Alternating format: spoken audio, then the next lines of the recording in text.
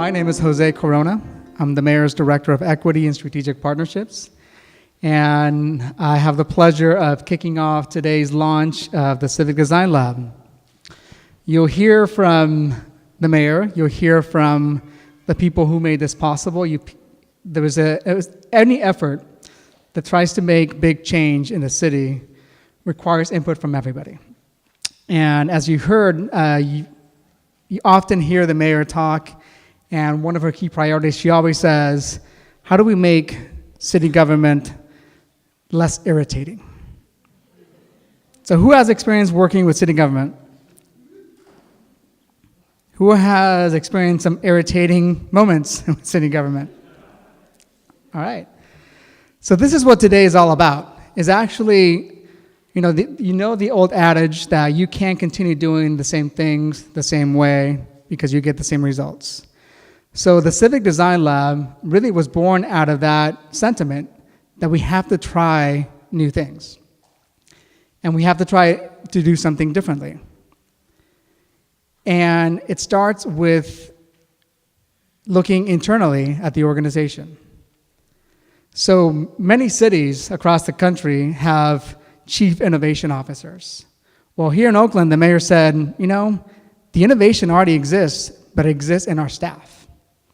So how about we actually lift up the staff that actually do amazing work and find the innovation in that? So that's how Oakland is doing it a little bit different. So we don't have a chief innovation officer. What we have is a lot of innovative staff that just need to participate, and they need the platform and that guidance to show how innovative and entrepreneurial they are. So that's why we're here today. And before we start and I introduce our mayor, I want to give a huge shout out to Orson Aguilar, the president of the Green Lining Institute.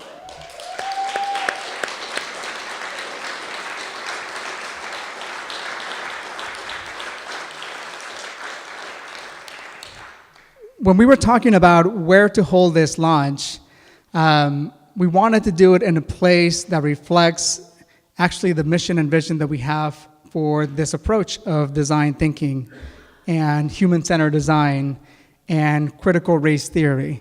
And what better place than to do it in a place that it's all about changing and really looking at economic and social justice movements in the city, in a place like this building. You feel it when you walk in the room that this place is about change. Change in a positive way, and always looking at how do we actually improve our services, our programs to really benefit community. So I just want to really shout out to Green Lining for letting us have this event here. So thank you.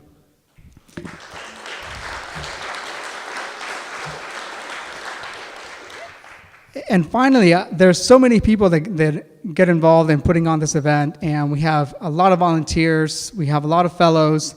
So I want to thank all the volunteers and fellows that helped put on today, and you'll hear from some of them today. So without further ado, I want to introduce, I'm not going to introduce the sponsors in 100 Indian cities. You'll hear from them later, so they'll get their due introduction. But I really want to introduce Mayor Libby Schaaf, and I want to do it in a way where, this is something that she's really serious about. And she really expects us to follow through on this work. She really wants to make Oakland less irritating. She really wants Oakland to work for its residents. She really wants Oakland to work for especially the most vulnerable populations. So there's no bigger champion of this work than Mayor Libby Schaaf. So without further ado, Mayor Libby Schaaf.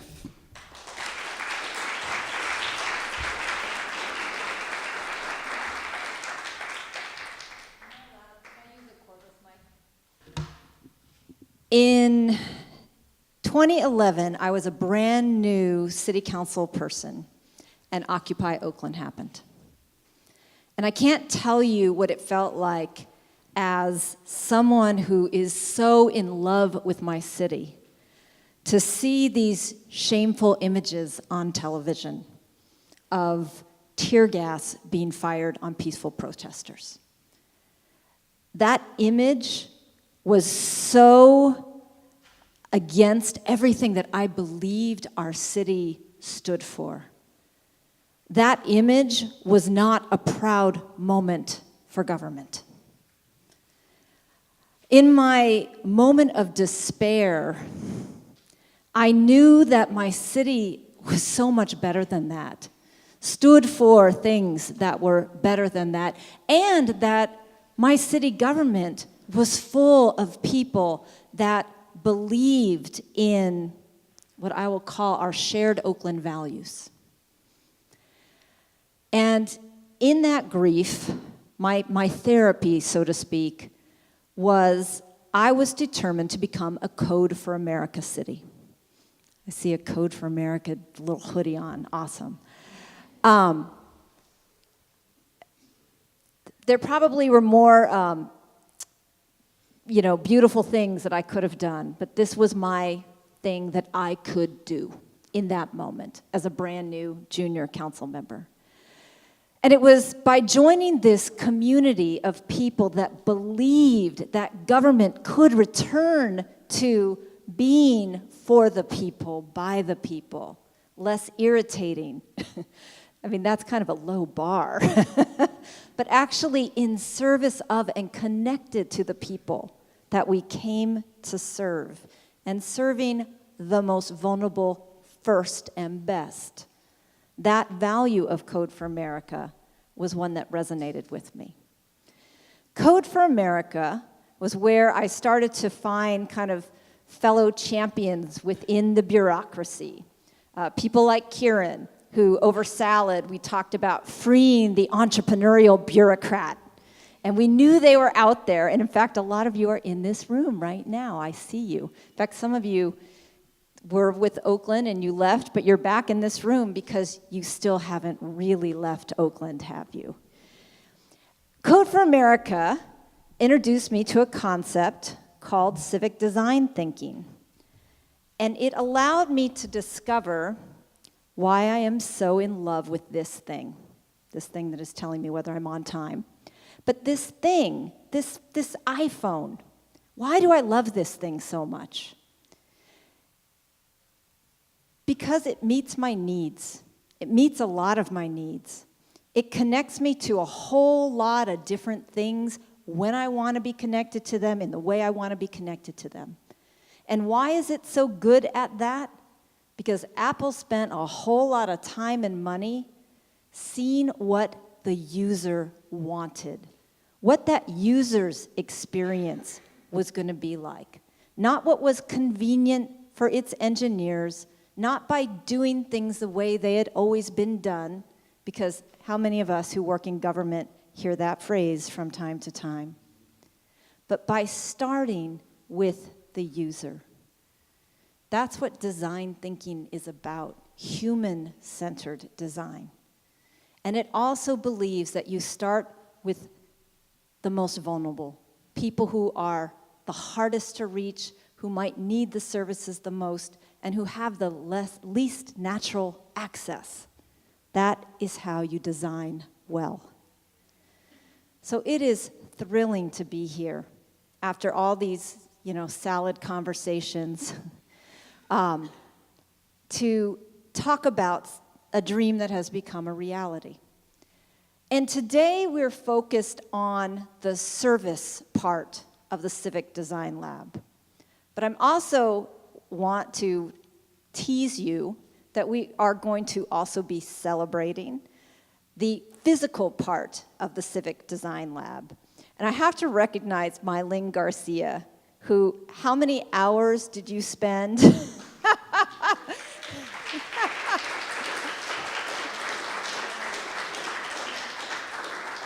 Mylene and a team of amazing architects and designers have created a physical civic design lab that we are going to be officially launching and inaugurating on March 20th. So mark your calendars for March 20th. But today we're here to talk about the service that we're calling the Civic Design Lab. So, thank you. This is all about Oakland being as Oakland as we can. It is all about government realizing its full potential of serving its citizens as best we can. and of really honoring the incredible talent, commitment, and values of our incredible City of Oakland workers. So thank you for being here today, and I'm very excited to unveil the work that we've already been doing. We're true to our mission. We actually kind of piloted ourselves before we launched the official work, which is all about piloting. With that, thank you, Jose.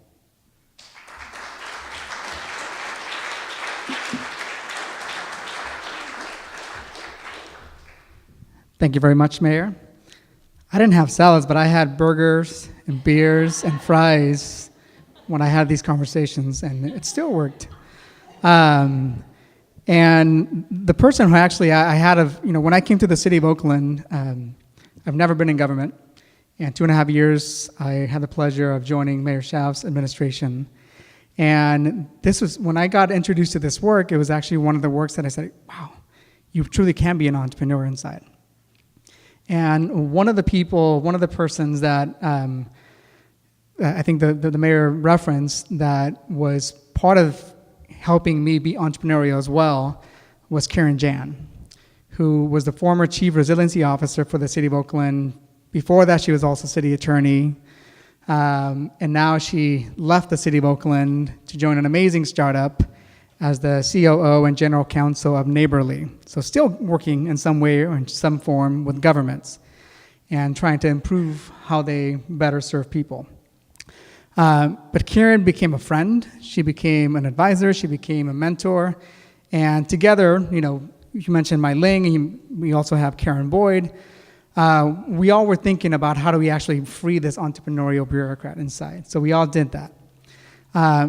But I wanted to really bring up Karen Jan so she can talk about kind of the grounding, the founding of this work, and then also take us to the rest of the program to introduce other players who were integral components of this work, which was Rockefeller and the 100 Resilient Cities, and Citi with an I, Citibank, who made all this possible to actually help us get and recruit amazing talent in Alexandra Lee, who we will hear from and introduce later. But for now, Karen, my friend, come on up.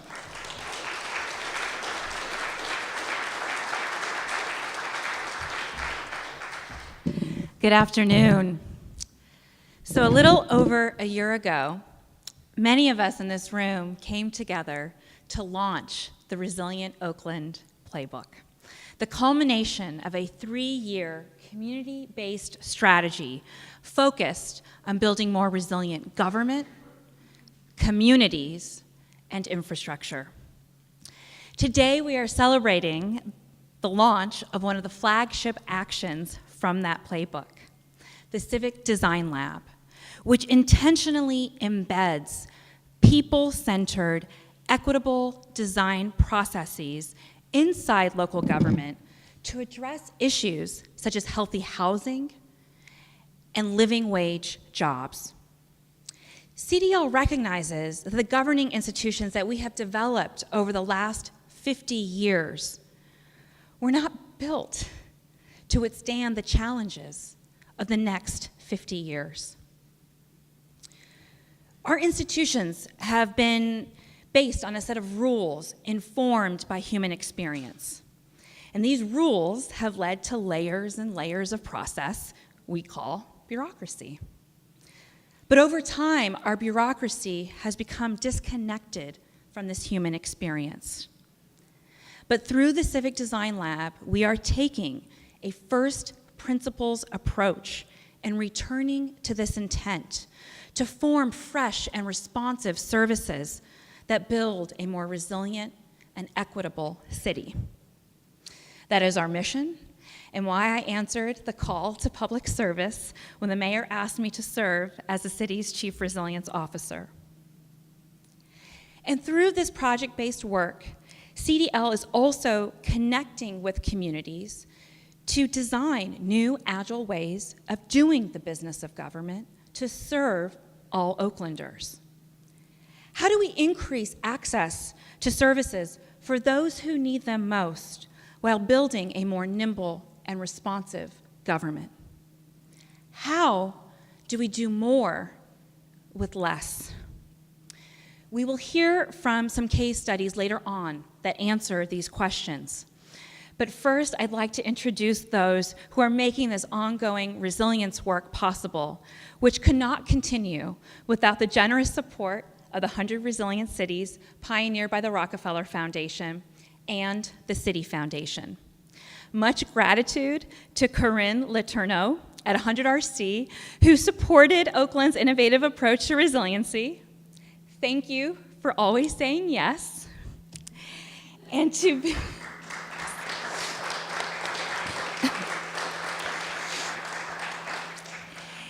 Vicki Joseph and Shawnee Keck of the City Foundation, who recognized CDL early on as our humble response to the question, how might we better manage our resources to better serve people in need?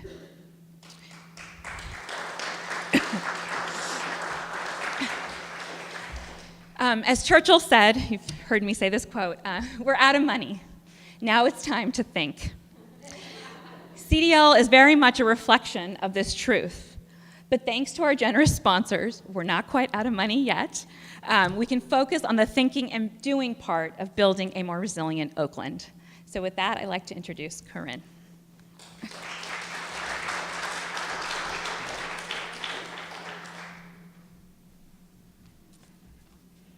Good afternoon, everyone. I am humbled and honored to be here today in front of all these fantasticrats, is that the word? To represent 100 Resilient Cities at this exciting moment for the City of Oakland and the global resilience movement. 100 Resilient Cities, as many of you know, we partner with 100 cities around the globe to help them become more resilient to the physical, social, and economic challenges that are a growing part of the 21st century. But it is our unique partnership with Oakland that I'm especially proud of. Under the leadership of Mayor Libby Schaaf, Oakland has truly been at the forefront of thinking innovatively about how to address some of their more pressing challenges. With the release of the Resilient Oakland Playbook in 2016, Oakland put forth a vision for a more trustworthy government, a thriving town where Oaklanders can put down roots, and more vibrant and connected Oakland with resilient infrastructure. Wow. That's amazing. The playbook put forth nearly 40 concrete actions to help achieve these goals. This is really a city at the forefront of thinking holistically about its challenges. But one of those flagship actions that we're so excited to launch today was the Civic Design Lab. I can still remember in working with the City of Oakland and Kieran about her zeal for the Civic Design Lab as a key resilience initiative.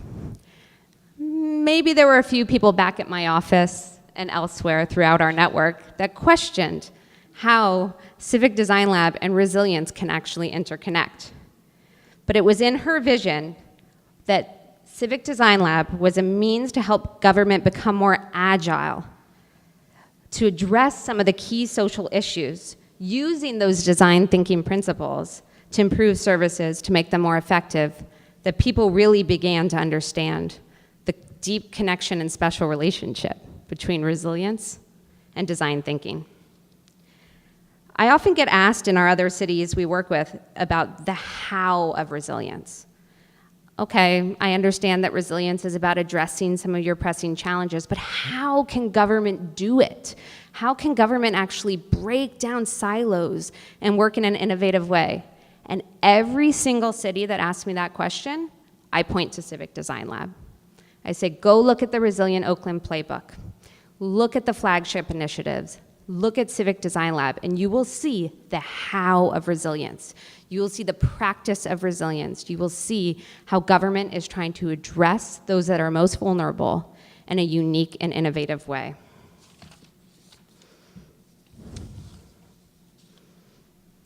As you all know in this room, Oakland has always been at the forefront of building movements. And now, yet again, Oakland is at the forefront of building this movement. And I want to thank everyone in this room, including Mayor Schaaf, Karen Jan, the champions throughout the whole City of Oakland, Citigroup, and Alexandra for making this project a reality. We cannot wait to partner with you and see what is to come. Thank you.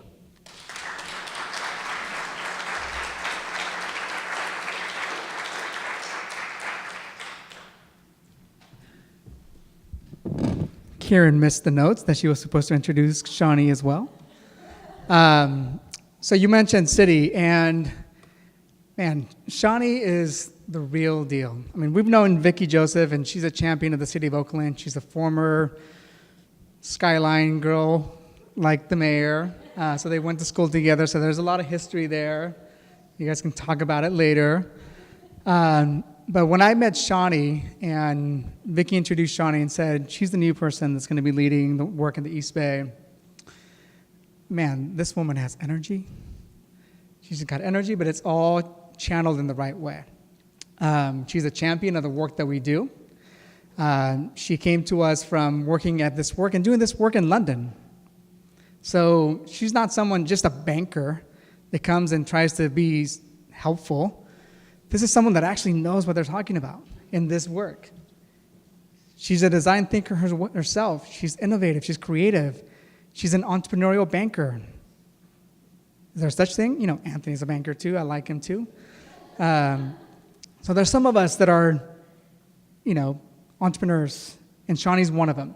So Shawnee has also just become an amazing champion of the work that we do, not only around the Civic Design Lab, but in other efforts into the City of Oakland that we're trying to do. So without further ado, Shawnee Keck, please.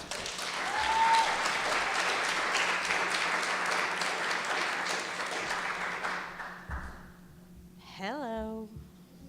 Everybody else has said good afternoon, so I'll just say what's up. Our Northern California market manager, Vicki Joseph, and I are very thrilled to be here, along with Mayor Schaaf, the Rockefeller Foundation, and the amazing Oakland staff. And a special thank you to our hosts at Greenlining. When Alexandra told me that this launch was here, I couldn't think of any place better, as this building very much embodies the kind of work that we're trying to do today. As they said, my name is Shawnee Keck, and I am the Community Development Officer for City Community Development in Oakland and the East Bay, and I look after our investments and city's commitment to expanding financial inclusion and economic empowerment for underserved communities. Many of the programs we support around the country involve the delivery of public services, services which aim to increase financial access or build household resiliency.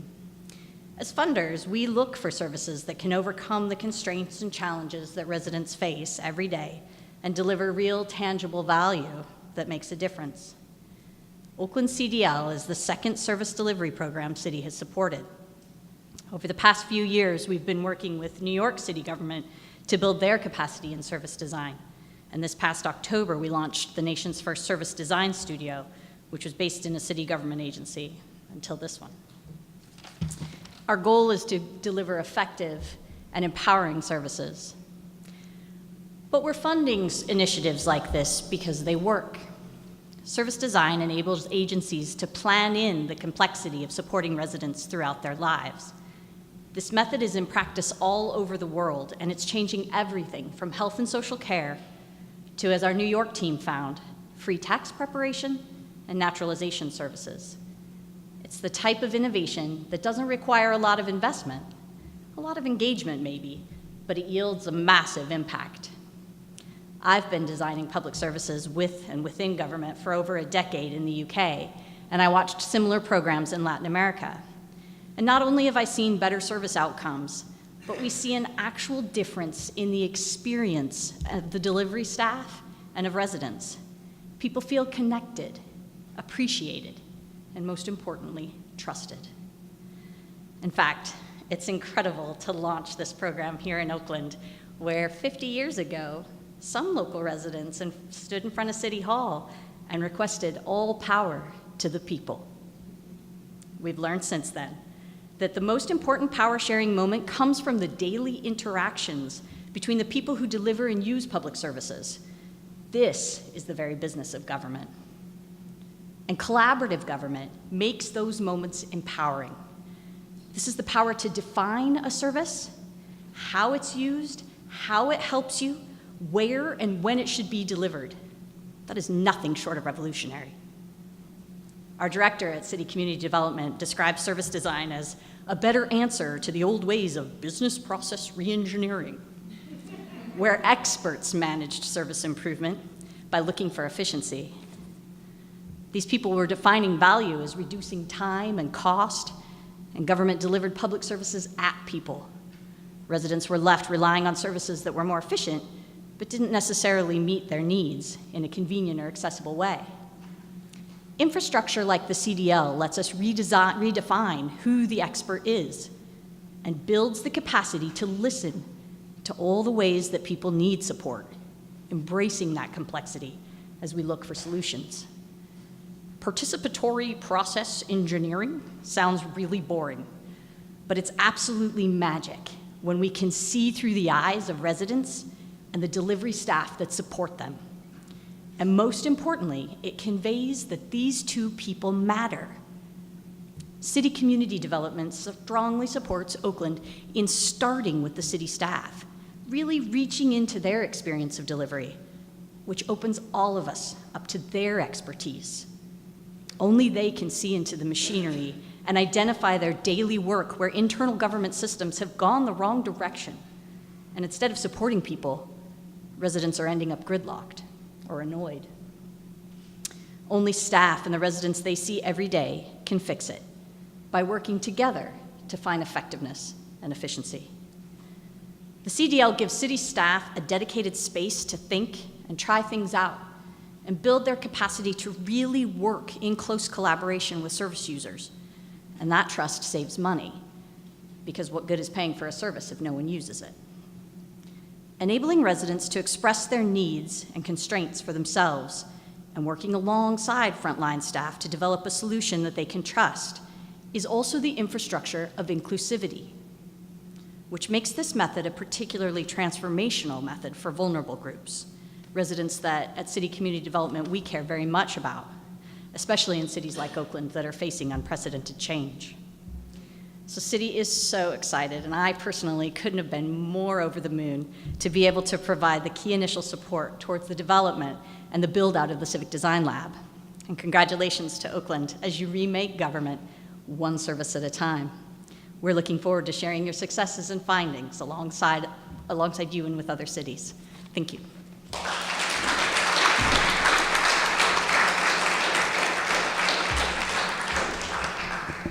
Thank you so much, Shawnee. And now, the story goes, true story, that when we were thinking about how we really launched the Civic Design Lab, Karen sent me this email with a resume, and it was an amazing resume. This woman she's been an author of a book called Resilience by Design. She was a member of Mothers That Code. She had been doing this for decades. She's been a teacher and teaching design thinking for years and years and years. And I'm like, holy moly, how do we get her? She's like, well, we need money. That's where Shawnee came in. I'm like, Shawnee. I forwarded that email to Shawnee. Shawnee, hey, check this out. We have a person that's actually perfect to lead this work in the city of Oakland. And long story short, that's why we're here today. And then that's when we got introduced to Alexandra Lee, Dr. Alexandra Lee. I won't read her bio, but she is an amazing individual. She's a teacher of this work. She is an amazing human being. She's an amazing mother. And she's the one that actually put all this together. And she's one of the reasons also why we're live streaming this on YouTube and on the mayor's Facebook page. So for those of you listening, thank you for joining us as well.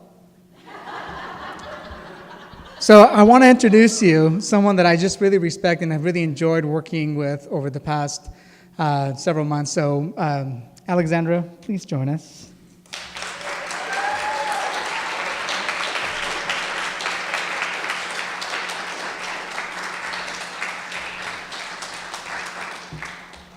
Thank you.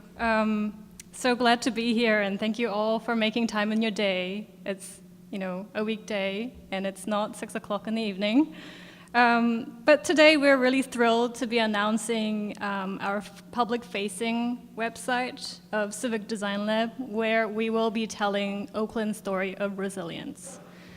So you can visit civicdesignlab.org, and you can find out all about our current projects. And most importantly, this website exists to embolden our commitment to people in Oakland by creating a live dashboard of our process and our projects. We also want to have this resource available to the public so that we can catalyze design thinking as a skill that we can all learn, because I truly believe that everybody is a designer at heart. So Civic Design Lab is a model for civic innovation, which is at the intersection of these three values. Systems thinking, which is really a way to find a different way of working and to not be complacent in our status quo. Government really needs this. And human-centered design, because our work is all about people. It's about a community, but it's also about the people behind our services and policy that create them. And we want to put them in the same room from day one so that we are delivering the right type of service that resonate with community in their values and where they are. Thirdly, the racial equity lens. This is honoring Oakland's diversity. This is really what Oakland is about. So this is our North Star, and this is our process. So when we talk about design thinking, everybody has a slightly different take on how to implement design thinking, and it can be taught in very many different ways. But in government, we have found that this process works most effectively. So what does this look like in practice?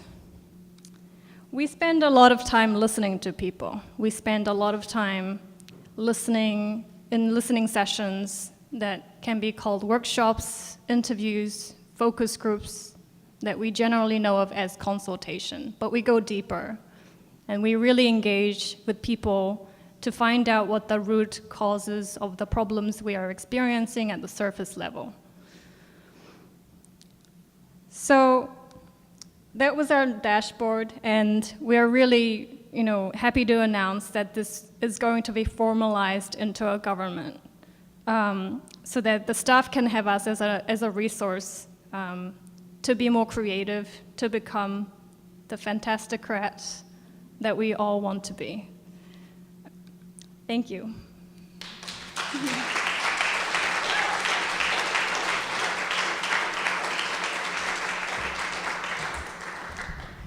And now we're getting into the meat of actually seeing the Civic Design Lab in action. And again, we're talking about the process here. We're talking about the approach of design thinking. And as the mayor said, stay tuned for March 20th when we actually really unveil for the first time, and my Ling really leads the process of the physical location. So I just want to make sure that we still are clarifying that.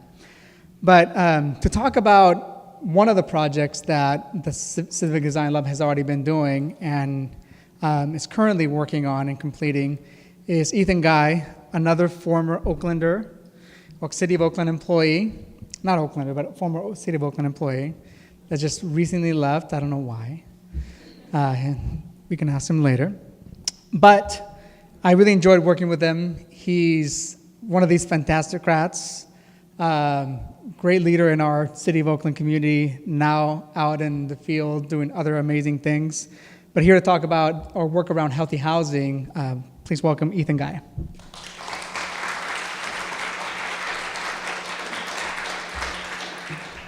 Thanks, Jose. So I was asked to kind of give two examples of work that we've done, really focusing on this design thinking aspects at the City of Oakland. Before I jump into healthy housing, I want to talk a little bit about one project that we did about a year ago, and that was the rent adjustment program.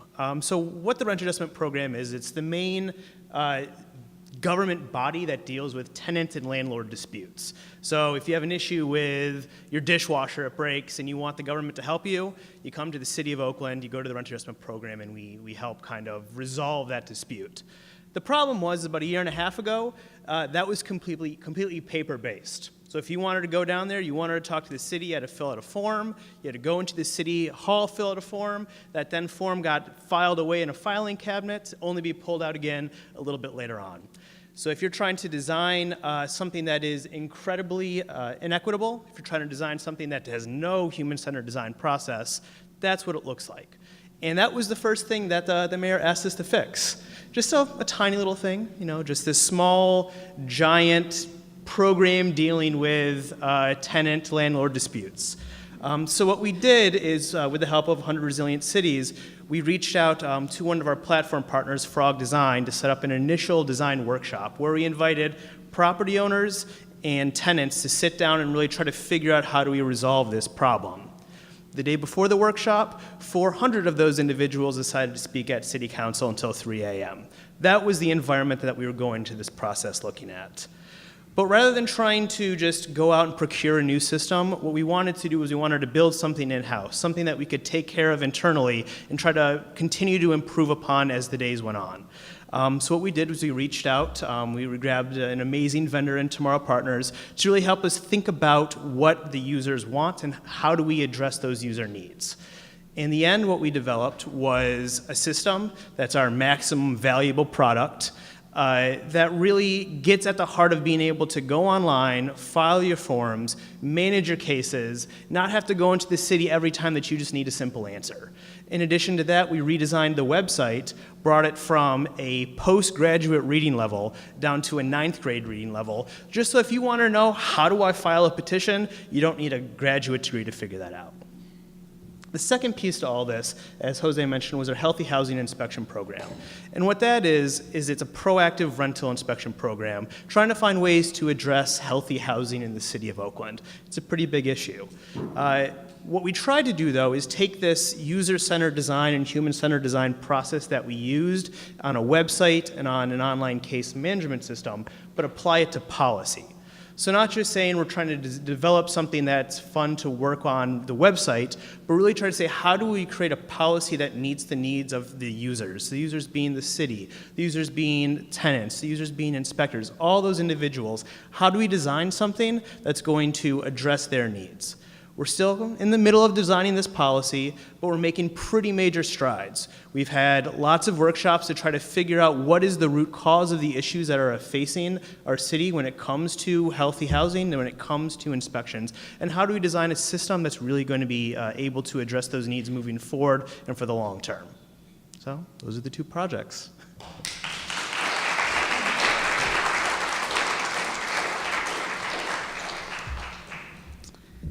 Now, an issue that I'm really passionate about, I came from the small business world, leading an organization called Inner City Advisors.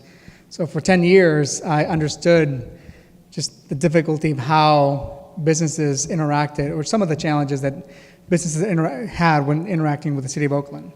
So another issue area that Marissa Raya, project manager with the Economic Development Department team, is going to talk about is how this approach was applied to dealing with small businesses and their ability to improve their experience with permitting.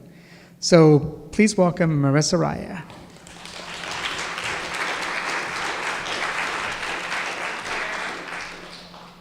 Oh, I'm going to go back one.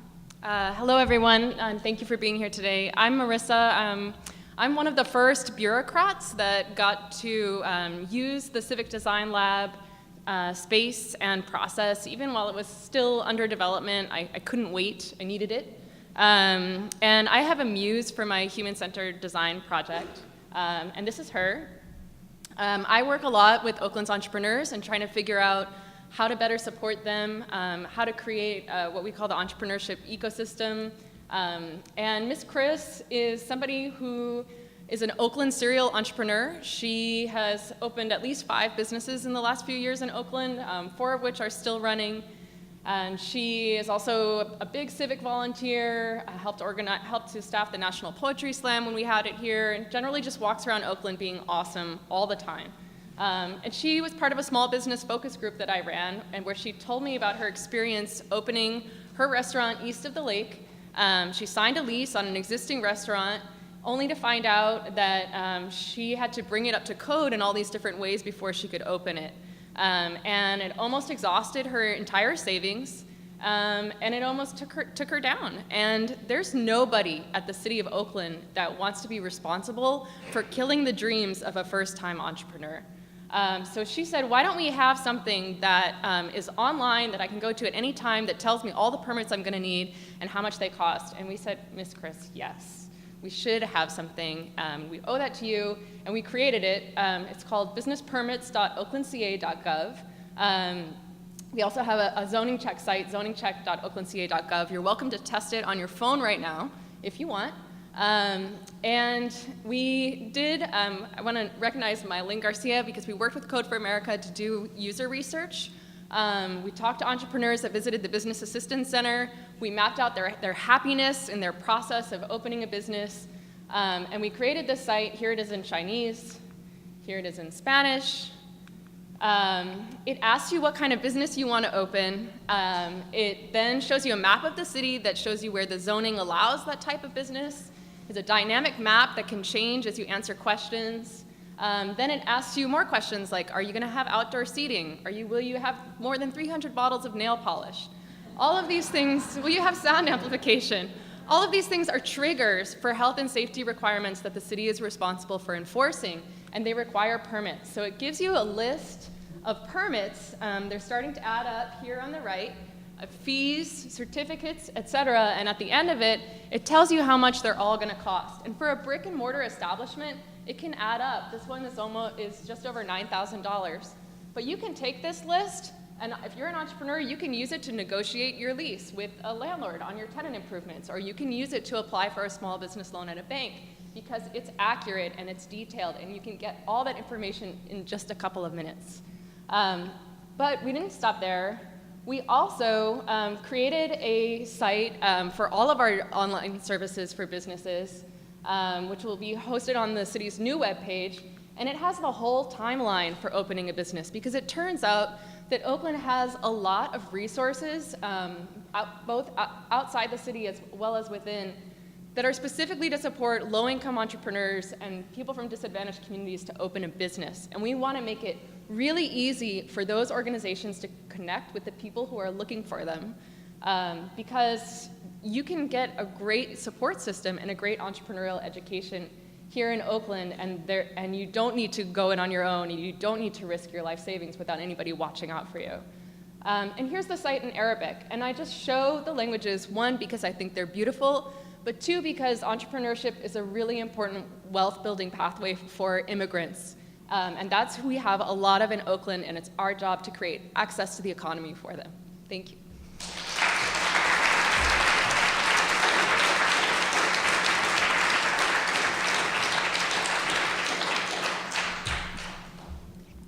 So I was supposed to talk a little bit about some of the work that I've been doing with the work around financial empowerment. And financial empowerment is, how do we actually ensure that all of our residents in the City of Oakland, especially low income, are financially secure and they have the financial capability to lead a financially secure life. So again, we talk a lot about Citibank.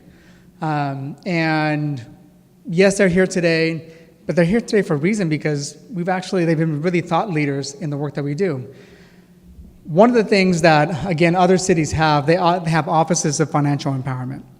And this is not a new concept. New York has one, Denver's starting one, San Jose's thinking about starting one, because they're starting to think about how do we better deliver financial empowerment services to our residents in a more effective way. So when I came to the City of Oakland and working under the mayor, I asked the same question. First, let's move to address financial empowerment. So how do we better deliver the services? And first and foremost, we asked the question from the beginning, do we need an actual office of financial empowerment? And what we quickly learned was there's a lot of infrastructure involved with that.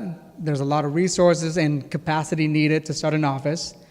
We know how hard it is to even start one, knowing from a couple examples that we have recently. So using this approach that we've been talking about today, we said, is there a way that we can actually better create and coordinate these services that already exist in the city of Oakland? And I do want to recognize people like Estelle Clemens and Sarah Bedford with the Department of Human Services who hold a lot of that work. And that work existed in their heads. And one of the things that we've been trying to do for the past year and a half is figure out, how do we deliver the earned income tax credit? How do we deliver financial services and training? And all the way to asset building opportunities for our youth. And we don't need an office. What we need is actually, how do we actually better coordinate? And that's what city's funding us to do, is finding that way that we inside City Hall, inside the city organization, City of Oakland organization, we can better coordinate our services so we can deliver it in a more effective way. And another launch that we're doing on Thursday is the EITC launch that we partnered with City, we partnered with United Way of the Bay Area and local organizations as a way to better deliver the earned income tax credit, and also this year include the entrepreneurs who now, because of the state bill that passed, sole proprietors and small businesses are actually now able to apply for earned income tax credit. So again, this is something that, using this process, using this approach, we're trying to better deliver these services. And there's more to come, and we'll talk more about some of the work that we're doing around youth employment and how we're actually now asking the question, is getting a job for youth enough? Or do we build in financial capability, asset creation strategies into the job and into our services? And Stephen Bader's here with the executive director of the Oakland Workforce Development Board, who's really taking the lead in saying, how can we better deliver these services so that when we give an opportunity to a youth, it's not just a job for the summer, but we're actually building that capability for them to build assets for the future. Both in even getting a better job, but also building savings and assets so they can actually be better financially secure, or build a path for a career where they can get the skill sets or education to advance their life as well and be more financially secure. So more to come on the youth employment. That's one that I'm really passionate about. This year is going to be a staple year for us and how we deliver youth employment services in the city of Oakland, and I'm very excited on how we're going to approach it. And we're starting early, and we have a big ambitious goal, and we want to do it differently. We want to do it in a way that summer jobs is just not enough anymore. We have to build more capabilities for our young people here in Oakland. So more on that. So now we're moving on to actually the people that are on the ground doing the work. So we have a community panel, and I'm going to introduce them, and if you can join me up here as I introduce you. We have Larry Brooks with Alameda County, the Community Development Agency, who was part of the work around rap. Applause, come on, yes.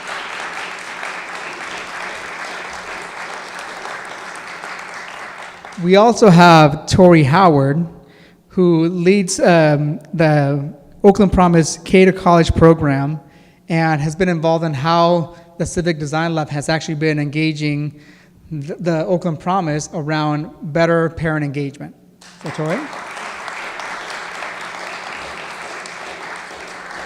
And then we have Corey Chen, who is a dear friend. He's a staple champion and ambassador of everything Oakland. He is one of the founders of Red Bay Coffee. Who's had Red Bay Coffee? Thank you, thank you. Don't drink anything else other than Red Bay Coffee. I'm just kidding. But no, I'm not. And he's also a member of the Oakland Workforce Development Board. So we're going to have a panel. Thank you.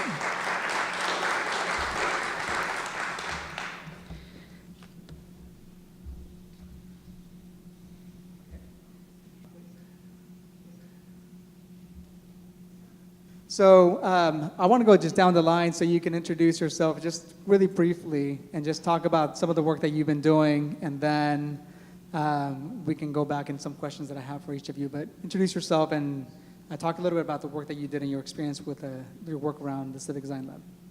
Why don't we start with Larry first? Testing. Can you hear me?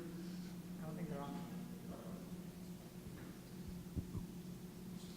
on. How about that? Okay, Larry Brooks, Alameda County Healthy Homes Department Lead Poisoning Prevention Program.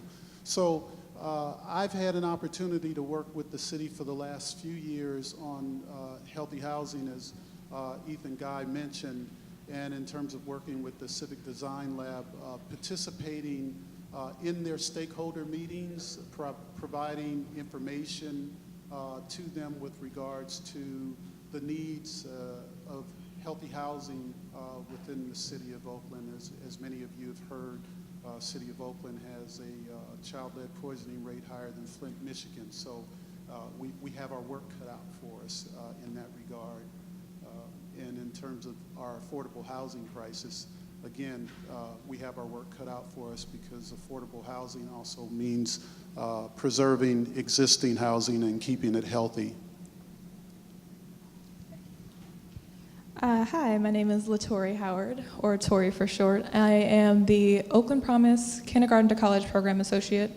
And I'm actually born and raised here in Oakland, and the Oakland Promise is a program that I really believe in, because it's designed to triple the number of students that are not only attending but graduating from college in the next 10 years. And to me, that speaks a lot, because although I was able to go to college and graduate, I know that a lot of my peers did not. And the statistic that Oakland Promise is based on is that if 100 students were to start high school right now, only 10% of them are going to graduate college, and that's a problem. So the Oakland Promise is like I said, it's a cradle to career initiative. So from birth until you go to college, we are there with you every step of the way. We have programs in almost every single school site across Oakland. But just providing resources is not enough, So we partnered with the Civic Design Lab because we really wanted to make sure that we were talking with the community about what they need, what kind of support do they need, what kind of programs do we need, who can we partner with to help you, help us to help you. And so we've had several community meetings this year, even so far, geared towards bringing together teachers, principals, parents, everyone that we can think of in the community who would have an input, and getting their feedback on what it is that we need to do to be more effective. Good afternoon, everyone. Thank you for being here. It's great to be here with you all. So for the last several years, I've helped to launch and manage a mission-driven coffee roasting company here in Oakland in the Fruitvale, Red Bay Coffee, with a focus on one, fantastic coffee, but also workforce development, and how do we create opportunities for formerly incarcerated folks, for some disabled folks, former foster care youth in the community, and removing a lot of these barriers to entry that a lot of people have historically experienced. That led to, through my friendship with Jose, to joining the Workforce Development Board, and also Stephen Bader is here. They're doing tremendous work and thinking about how do we as a community leverage a lot of federal funding and things for those types of training programs to make sure that we can employ people, but also the folks are getting trained who are coming from marginalized backgrounds and barriers to employment and whatnot. And then that led to, I'm a curious person naturally. I get interested in a lot of different things, but that also led to hearing about the Civic Design Lab and being very interested in the work that's happening, and also coming from the perspective of small business, thinking about service utilization and how we pay taxes, and so we pay into services that the city provides, and then utilizing those services, and that goes further when you think about being mission driven, working with reentry programs, workforce training programs, but also just straight up, garbage collection and everything that we utilize as a business and that we need to function as a business. It got me thinking a lot more just about human-centered design and human-centered thinking being I think at the heart of what we're trying to do at Red Bay, wanting to go deeper in that with the Civic Design Lab. So I'm actually a fellow right now. I'm parked at 9th floor at City Hall, 1 or 2 days a week right now to try to think through a lot more of this with kind of the immense challenges that we're facing in Oakland right now.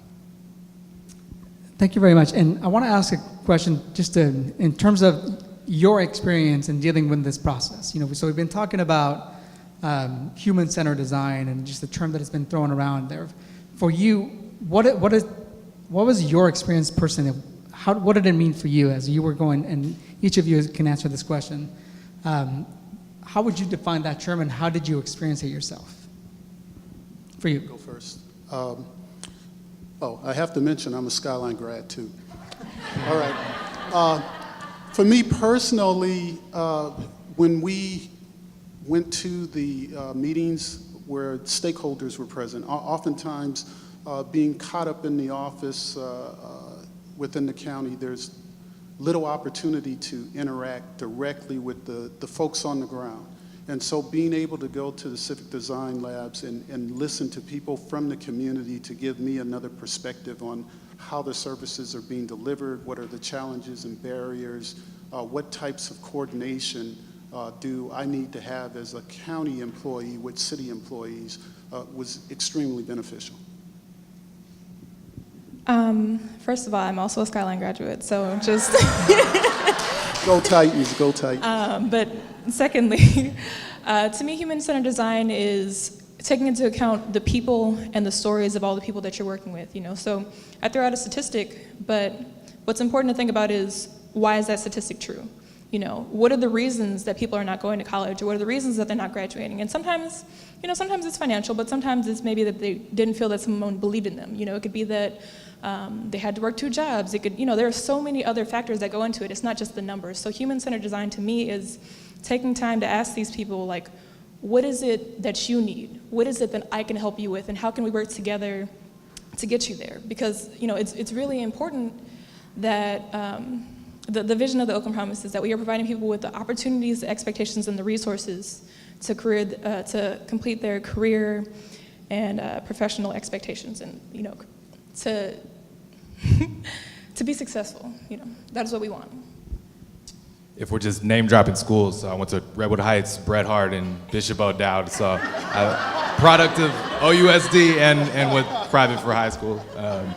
But yeah, so I would say, I think in terms of like working with the reentry community, what has really helped for us is partnering with different community-based organizations or city and county programs that provide a larger support base for people. So I think that what we try to offer is we're an empathetic employer, right? So we're willing to hire folks, regardless of how systems impacted they've been and things.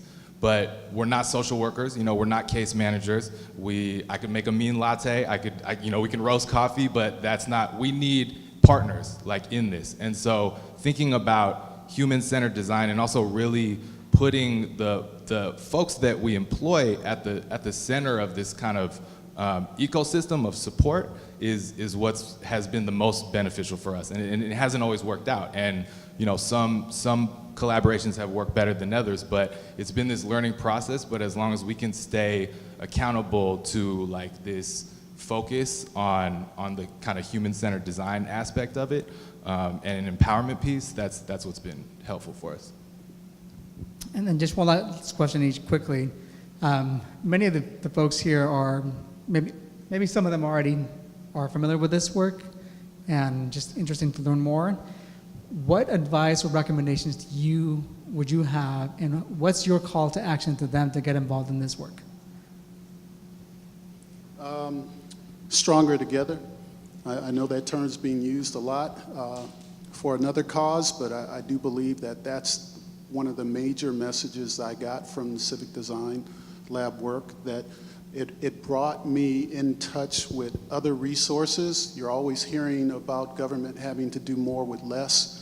Well, the way you do more with less is by bringing resources together, by creating collaborations with other organizations, both public and private. And so I think that's what I gained most out of this experience. In my opinion, I think the thing that is most beneficial from this kind of,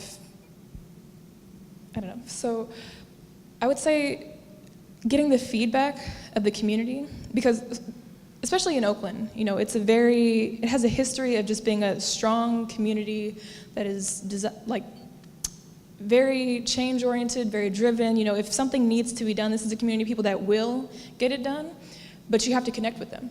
You know, so how do you connect with them? Use things like the Civic Design Lab to find out, like I said, what is it that you need from me? How can I support you? How can I use you so that you can use me? How can we grow together?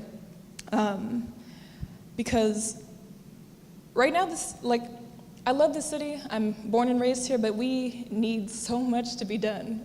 So much to be done. But the only way it's going to get done is if we make these connections. So I think it's just really important to use these, to branch out with partners, to branch out with school teams, to just connect on a much larger scale so that we as a community can grow. I would say we all have a role to play. I think that I'm impressed with, look at like even just the diversity of like you have the county, you have education, and you have small business perspective on this panel right now. And so I would encourage everyone to think about whatever kind of position that you're in, how can you be a change agent? You know, how can you try to leverage and have some social impact or move resources to the community? And there's a lot of ways that you could do that, and I think that there's very good kind of programs right now, like this. I think the Civic Design Lab is one. And so we all have a role to play. Think about your own role in that. Thank you very much. And with that, we want to give him a round of applause. Thank you for being here.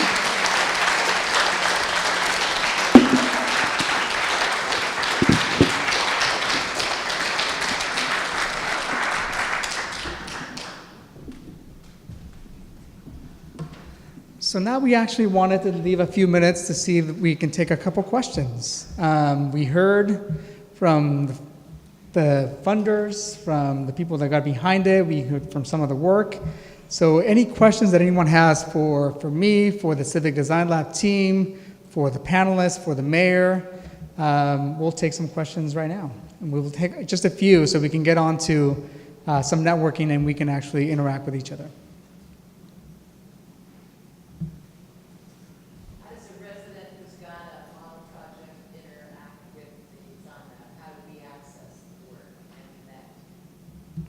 That's a great question, and actually we want more of that. So I would say Alexandra Lee is your point person in terms of depending on what idea you have or what you're trying to tackle, what problem you're trying to solve.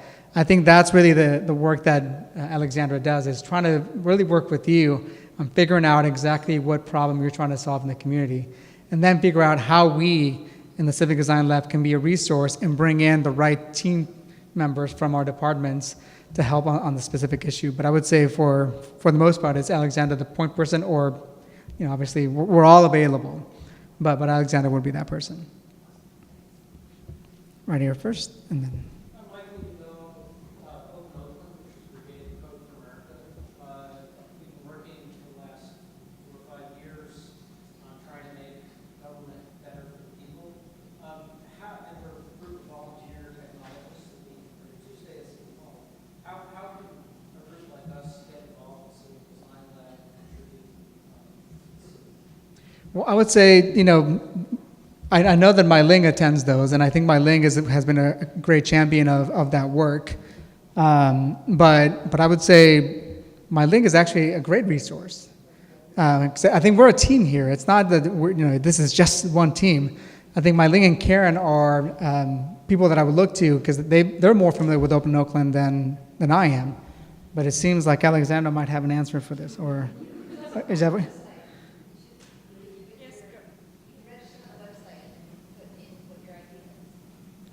Hello. Yeah. So there are 2 ways to get involved. One is to look at our website. It has all of our latest projects and kind of projects in progress, so you get to see kind of live updates, and we try to be vigilant. But we also have great experience with your user testing group. So Open Oakland has this awesome user testing group that has helped us with a rent adjustment program. And they're also trained to train others in Oakland to do better user testing of apps or websites that come up, just to kind of make sure that the tech that we're developing has that human touch. So we would love to continue working with Open Oakland in that regard, and see how we can continue to collaborate, because it's definitely something that we're trying to do it in parallel. And Mylene, do you have any answer to that? You good? Come talk to any one of us. There's a question in the back. You. I'm sorry.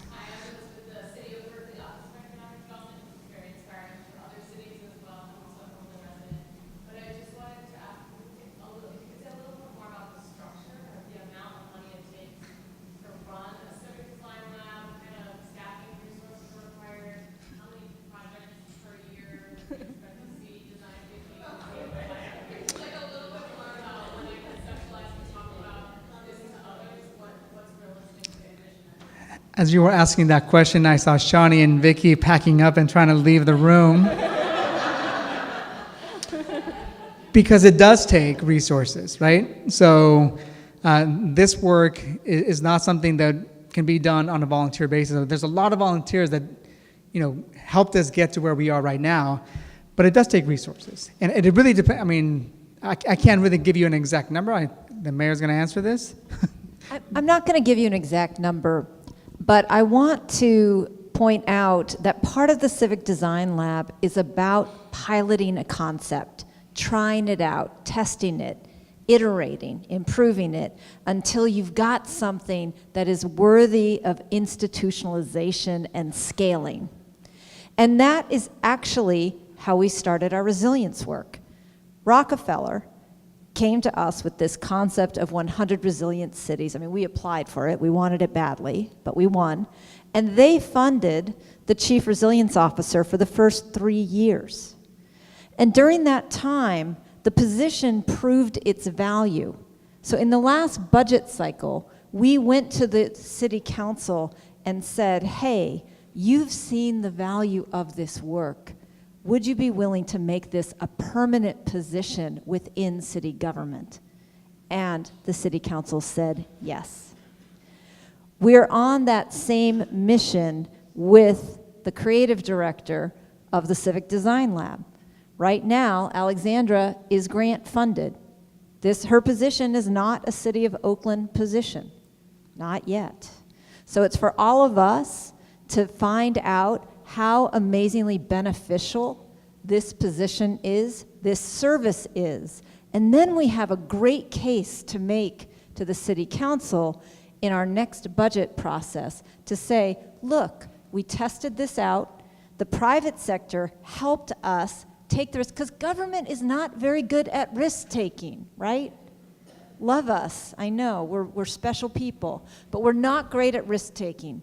But this allows us, a public-private partnership allows us to do appropriate risk-taking, and when we see that it works, then we can make it permanent within the city. So that's not an evil plot, it's our very clear plan for this work because we believe in it. But you all will be a very important piece of demonstrating whether this is good for Oakland or not, whether it deserves to live forever within the organization. And I hope you say yes. And I would just add to that, Shawnee and Vicky can chime in as well, but I think that if Berkeley's thinking about doing it, I think you have to come to them and say, this is a problem that we're trying to solve. This is something that we want to try, and come to them with a project. So we're not raising money just to raise money's sake. So it's not just operational. We come to them with projects. We'd say, this is a problem that we see in the city of Oakland. So you heard about some of them today. We're looking into the fines and fees for the city of Oakland, how people get fined, and looking at that issue. The city of San Francisco has the Financial Justice Initiative, so we're kind of replicating or looking at something like that in the city of Oakland. But it has to be, what is it that you're trying to solve, and then how do you get the right partners, like city or others? Rockefeller's here too. They should be on the table to support this as well. But it really depends. So there's no dollar figure. It's just about, again, like the mayor said, what's the pilot, and then how can you use and build in some evaluation component to it so you can make the case to the city that says this needs to be institutionalized so we can scale it inside City Hall. One last question so we can get to networking and food. Last question. So Oakland is a very unique kind of city.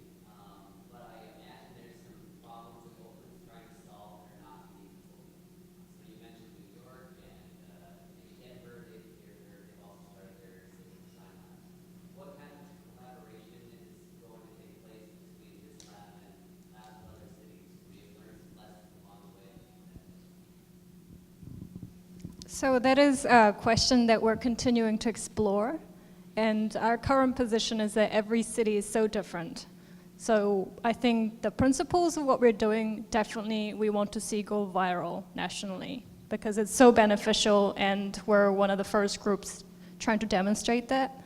And I think 100 Resilient Cities has something to say because they were the first funders of this initiative.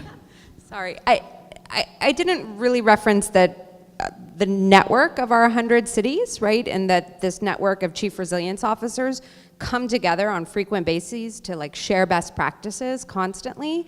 And so we really see this flagship initiative as one that can be sharing best practices across our network.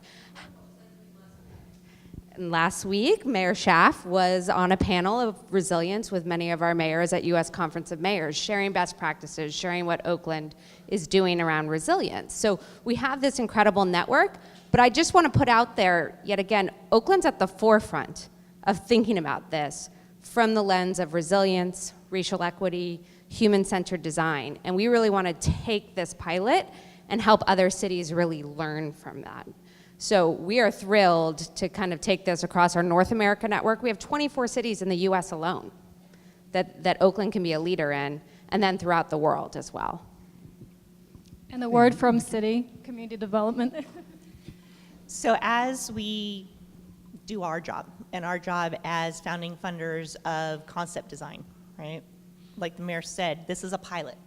What we did in New York is up and running. What we're doing here is now up and running. What we can do on our side is bring together the two that we're funding, right, and share best practices.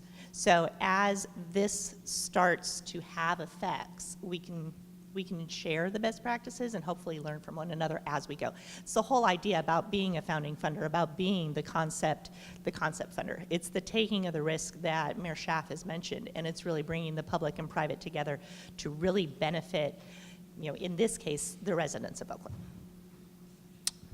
Thank you so much. So with that, we're going to say thank you to everybody. Thank you for joining us today. Thank you for all those that are on the web, some following live stream.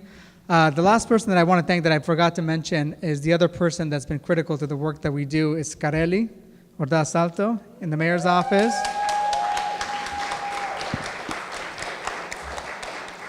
She likes to stay stealth, but she's been a critical part of the team. So I just want to make sure that we recognize. So also, she's another resource that will help you navigate how to get involved with Civic Design Lab, how to get involved with the rest of the work that we do. She's a great resource, great colleague of ours. So I just want to make sure that Carelli is recognized as well. So with that, I just want to say thank you. There's food, there's drinks. We're here for questions.